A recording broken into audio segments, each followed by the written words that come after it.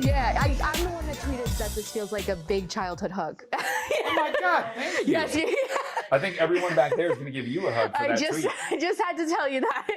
But Sophia Soto with the Nerds of Color. Wow. John, honor to be here speaking with you about this movie. Thank you. Thank you for your time. Oh my God, thanks for doing this. Appreciate it. Of course.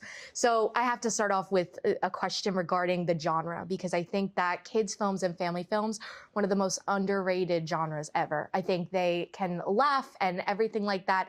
They can pack the most gut-wrenching emotional punch ever and make you just cry, which this movie did. Oh, thank you. In the best way. But why do you think that genre is so good for a film like If and stories connecting to that? Because, again, underrated genre. I appreciate that. I mean, for me, it was just about making a movie like the movies I grew up with. Yeah. And the thing I remember about the movies I grew up with, and listen, I watched tons of movies as a kid, but the ones I think that impacted me the most are the ones that gave me credit for being more than just a kid.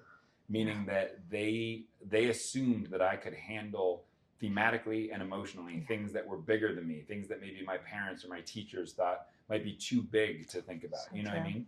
And I think that's so important. And I think it's so important both as kids and adults that we allow ourselves to have conversations about things that make us emotional or things that scare us. Because the truth is we all have bad days. But it's about how you go about that bad day. And I think that that's what If is trying to do. And certainly that's what E.T. did for me. It's what Goonies did for me. It's what Dead Poet Society did for me. It's like all these things that those are the most indelible movies on me because they brought me through not only a movie, but an experience. Yeah. Well, I'm going to give you a little fun question that I couldn't help but think, because I'm a longtime fan of yours. Thank you. Love your work. Thank you. These ifs, incredible thought was put into each one of them, and they came to life beautifully. If you could create an if for one of your past characters, oh wow, what do you think he would look like, or she would look like? What would her name be, his name be?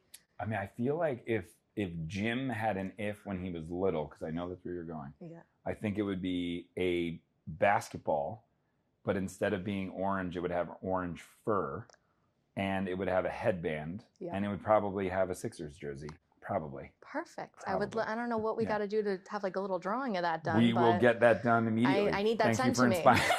That would be inspiring, yeah. And I also just want to ask very quickly, I know we have to wrap, but your character in particular, I mean, just the way he wanted to allow his child to hold on to her childhood, despite everything she has been through, growing up way too fast. Especially the end, just seeing the full circle moment of how he becomes. Did you have any inspiration for the character when you were creating him or when you were playing him, anything like that? Written beautifully, by the way. First of all, you're beautiful. Thank you for saying all that. That's amazing. And yes, I had all the inspiration in the world 2 rooms down from me. I will say that this movie was written for my kids, with my kids, because I have been inspired every single day watching them from a doorway go into this unbelievably magical place that us parents are not invited into. And you get to see them have so much fun, but also you get to see how authentic they are. They're fearless. They get to be whoever they want to be, whether it's a tea party or a dance party or just doing voices. And then it was the pandemic, actually, that I saw that their lights went out and they started to do fewer and fewer imaginary games. And they started to let the real world in. And as we were talking about, that is growing up. Do you let the real world in, or do you hold on to that magical world? And I said, I'm going to write a movie about that. And that's really what made me sit down and write it. It wasn't just the idea of imaginary friends. It was this idea of we all go through these times. And how do we get through it? The way we get through it is to know that magical world we created as kids, all our hopes, dreams, and ambitions, they still exist. And you can just turn around and go right back.